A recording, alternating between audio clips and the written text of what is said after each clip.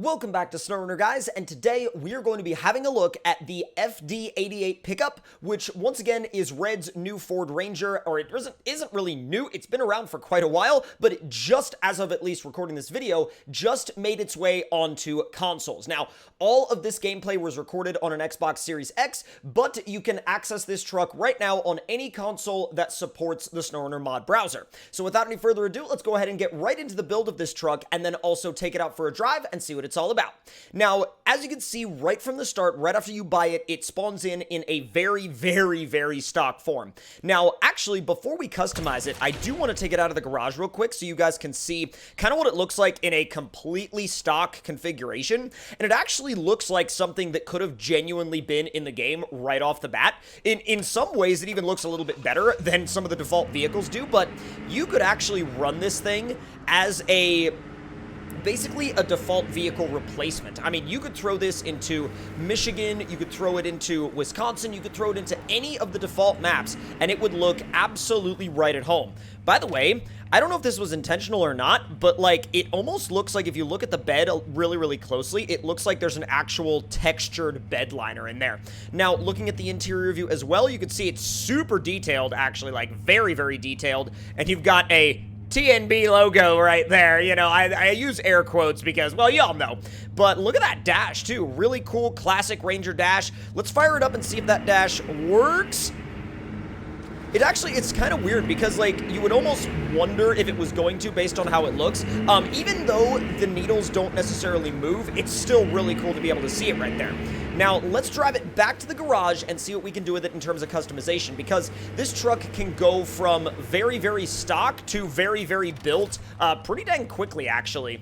And what I'm also really impressed about is how much it actually moves around and slides around in the dirt in stock trim. That's actually really impressive. Now, engine-wise, you can either do a 3-liter V6 or a 5.0 V8. We're going to swap over to the 5.0 V8.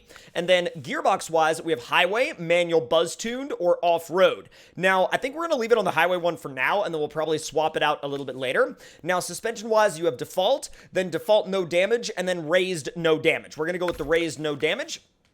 And you start off with a set of 28-inch tires. These are the BFG, air quotes, all-terrains. Now, you have a couple of different options, or I should say a couple of different. You actually have quite a few different options in this first category. Oh, I really like these, though. Those look like they're based on kind of a mixture between a KM2 and KM3 mud terrain. But I'm actually... Oh, there's your KM3. Yeah, there's your KM3. That looks really good. Got some Swampers, got some Baja Claws, got some Pit Bulls. And again, these haven't really... Oh, there's your size increase. It actually is a very big difference between the 28s and the 33s. The cool thing about this truck is that it makes 33s look big, and that should put in perspective how small these old Rangers actually were, because if they make a 33 look big, the truck itself is super tiny. Now, I think what we're going to run on this thing is we'll probably run these KM3s, throw them on there real quick. Now, it's already got the autonomous extended scout winch, so we don't really need to change that up. Got the diff lock by default. Got the... Oh, let's see, actually. Yeah, I'll do the tall mushroom snorkel because apparently we need rank 15 to unlock that tall front facing, which obviously y'all know we've been playing this game long enough to be over rank 15, but because we started a fresh save on TNB Trails, we don't have that rank at the moment.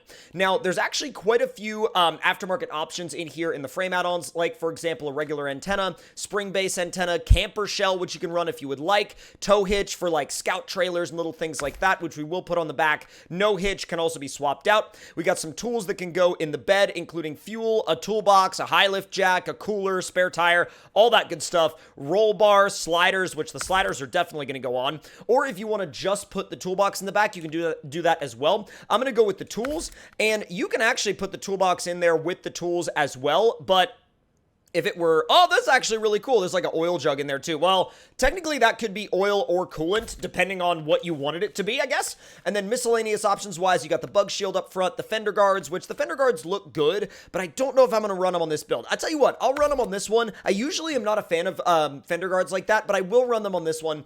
And I'm not going to run the bug shield, but that's a personal preference type thing. Black brush guard, chrome brush guard, black front bumper, chrome front bumper.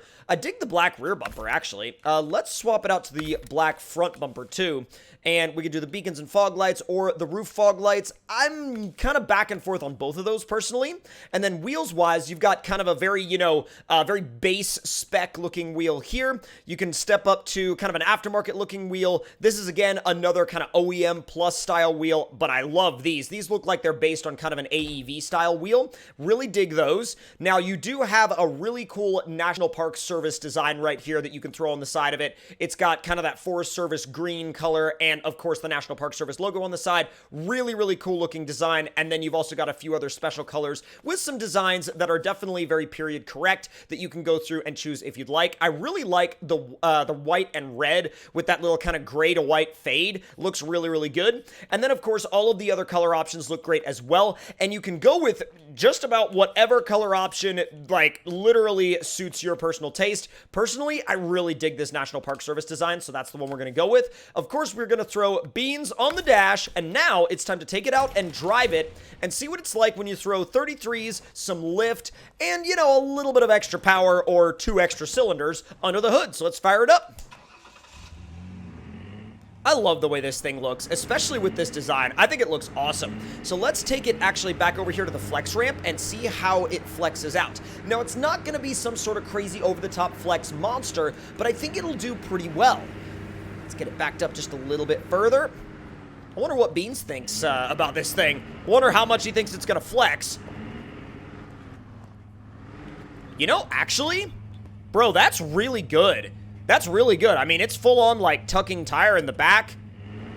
Let's bring it a little bit further, see how that does. That's kind of beyond the limit. I mean, obviously, because the driver's side front tire is just kind of dangling there. But, man, if that driver's side rear tire is not completely stuffed into the fender, that actually looks really, really good. Wow, this thing's got power with that 5-liter. Holy crap, it's got a lot of power.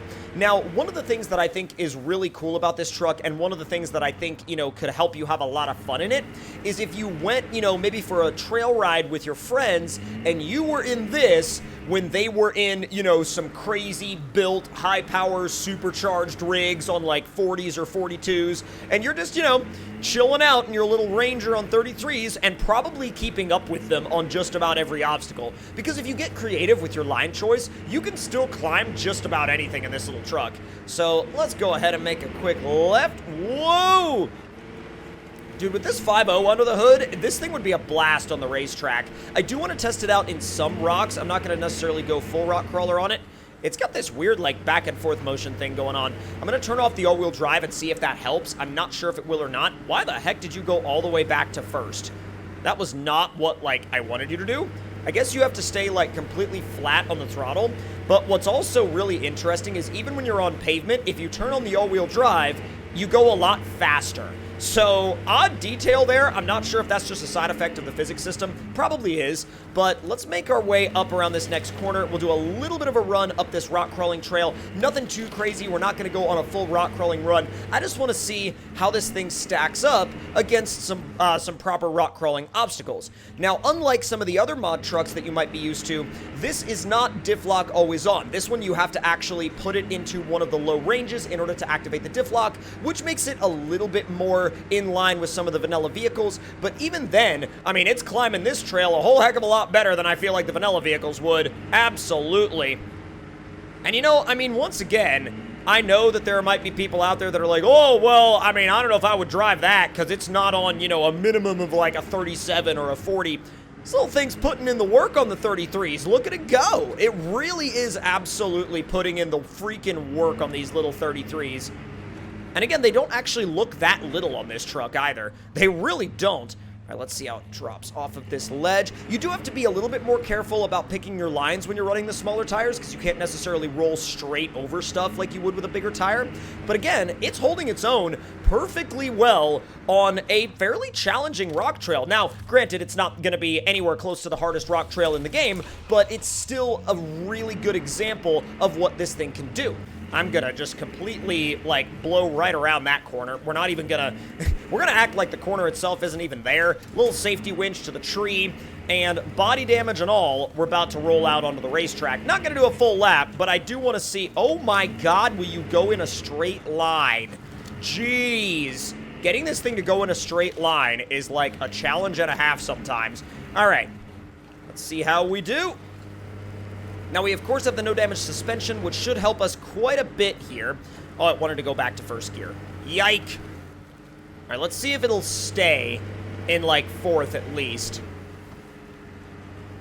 Hey, when it stays in gear, I mean, as long as you give it a little bit of a tap of the clutch every once in a while, then you'll be fine. The only thing is I noticed that if you're going uphill for an extended period of time in fifth, it will very quickly throw you back into first, and then also on jump landings, it kind of wants to throw you back into first as well. But as long as you're quick with tapping the clutch, for me on Xbox, it's going to be the left bumper, it's not that bad. Oh, man, going up a hill, it was like, nah, we are not doing that. Okay, so high range is probably better for going up hills. Now, clearly, I need to spend a little bit more time with this thing in order to really dial in, just kind of dial in the specifics of driving it. But overall, it's a really fun Scout to drive, and I definitely think it would be a really good addition to any modded campaign playthrough. So, if you guys enjoyed this video, let me know your thoughts and opinions on this truck, and let me know what your experience with it has been like on the console. That will do it for this video, and if you're new around here, make sure to subscribe, turn those notifications on, and I will see y'all next time. Talk to y'all later.